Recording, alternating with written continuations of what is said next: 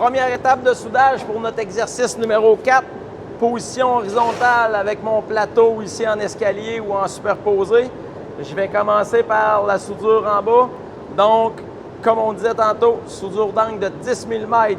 On doit remplir en totalité le coin, venir faire une belle fusion de mon arête supérieure. Je vais faire quelques cordons à titre démonstratif. Je ne le remplirai pas, mais on donne un petit coup d'œil sur le résultat avant de vous laisser partir en action. 70, 18, 1,8 de diamètre.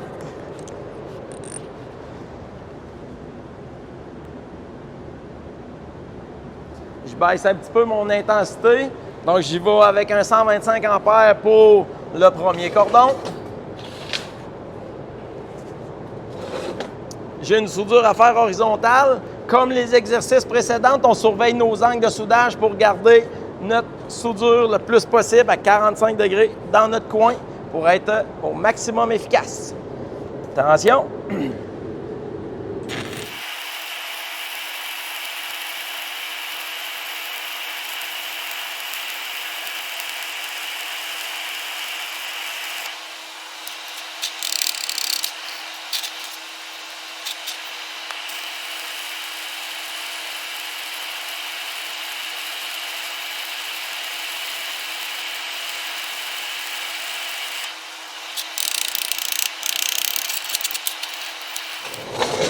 J'ai complété ma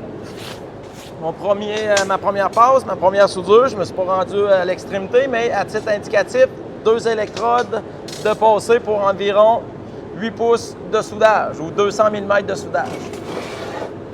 Donc, si on se remet en perspective, premier cordon, j'étais 45 degrés avec un petit peu moins pour garder mon bain de fusion dans le 90 degrés. Je m'en vais effectuer mon deuxième cordon, donc je vais soulever un petit peu mon angle, un petit peu plus qu'à 45 vers le haut, avec un angle en tirant bien sûr, et je vais compléter mon deuxième cordon pour me donner le support au troisième.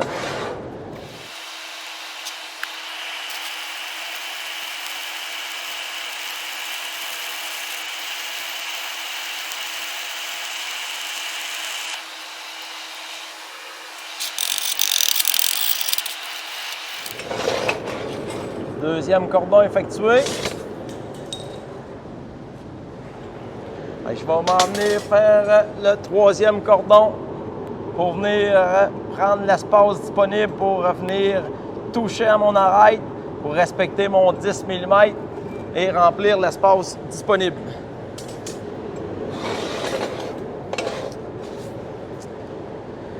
Juste une petite note. Après 2 cordons, donc 3 électrodes sur mon plateau, j'ai travaillé au début à 125 ampères. J'ai pas refroidi ma pièce. J'ai beaucoup de chaleur d'accumuler.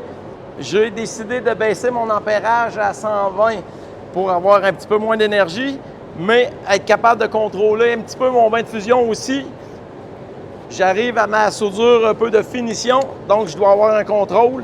Vous pouvez jouer avec votre ampérage, bien sûr.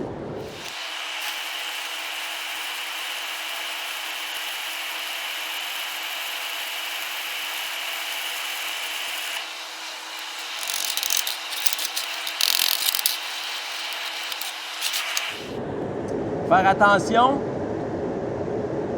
j'ai créé des petites morsures. Idéalement, il ne faudrait pas avoir de morsures. Donc, rien ne vous empêche, au lieu d'essayer de le faire en 3 cordons, si vous êtes pour manquer de métal d'apport, on aurait pu venir faire un cordon supplémentaire.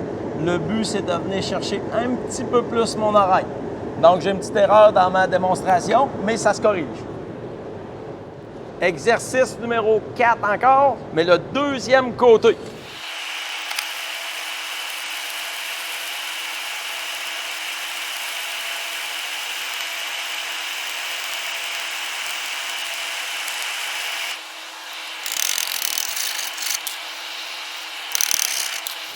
La différence avec le premier côté, je préfère y aller avec un cordon un petit peu moins volumineux pour me laisser un petit peu d'épaulement ici pour venir déposer mon deuxième cordon pour éliminer ou éviter les débordements.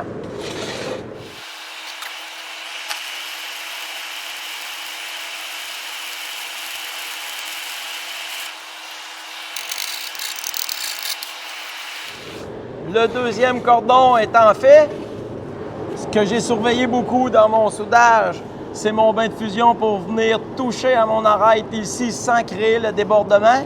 Fait que la régularité est là.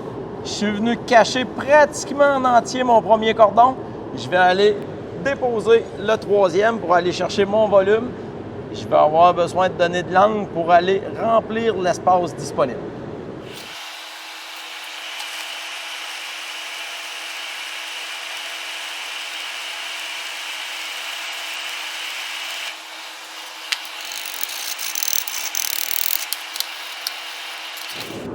Le résultat sommaire, fait qu'après 3 cordons, on a fusionné notre arête inférieure sans la déborder et avec le troisième cordon, je suis venu faire un remplissage.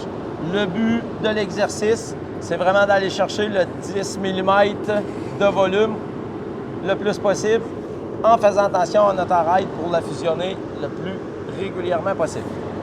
Donc, en résumé, l'exercice numéro 4, une fois exécuté horizontal comme ceci, et à exécuter, horizontal, mais dans cette position-là. N'oubliez pas, au fur et à mesure que vous progressez dans l'exercice, présentez vos cordons à votre enseignant pour apporter des correctifs au besoin. Donc, bon succès!